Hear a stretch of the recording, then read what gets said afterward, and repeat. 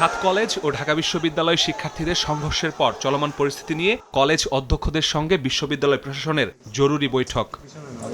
উপাচার্যের সভাপতিত্বে নিজ কার্যালয়ে সোমবার দুপুরে বৈঠকে অংশ নেন সাত কলেজের অধ্যক্ষ, ঢাকা বিশ্ববিদ্যালয়ের ২ উপ-উপাচার্য, বিভিন্ন অনুষদের ডিনসহ ঊর্ধ্বতনরা। ঢাকা বিশ্ববিদ্যালয়ের সাথে ৩ ঘণ্টার বৈঠক শেষে লিখিত সিদ্ধান্ত তুলে ধরেন উপাচার্য অধ্যাপক ডক্টর নিয়াজ আহমদ খান। জানান, অধিভুক্ত সরকারি সাত কলেজের সঙ্গে সম্মানজনক পৃথকীকরণের সিদ্ধান্ত হয়েছে। এবছর থেকে আর শিক্ষার্থী ভর্তি নেওয়া হবে না। সরকারি সাত কলেজের সম্মানজনক পৃথকীকরণের বিষয়ে সিদ্ধান্ত নেওয়া হয়েছে। উপাচার্য জানান, শিক্ষা মন্ত্রণালয়ে গঠিত বিশেষজ্ঞ কমিটির মাধ্যমে পরিচালিত হবে সাত কলেজের পরবর্তী কার্যক্রম। তবে বর্তমান শিক্ষার্থীদের কার্যক্রম শেষ করবে ঢাকা বিশ্ববিদ্যালয় প্রশাসন। আসন সংখ্যা ও ভর্তি ফি নির্ধারণ সহ যাবতীয় বিষয়ে মন্ত্রণালয় কর্তৃক গঠিত যে বিশেষজ্ঞ কমিটি, তারাই সিদ্ধান্ত গ্রহণ করবে।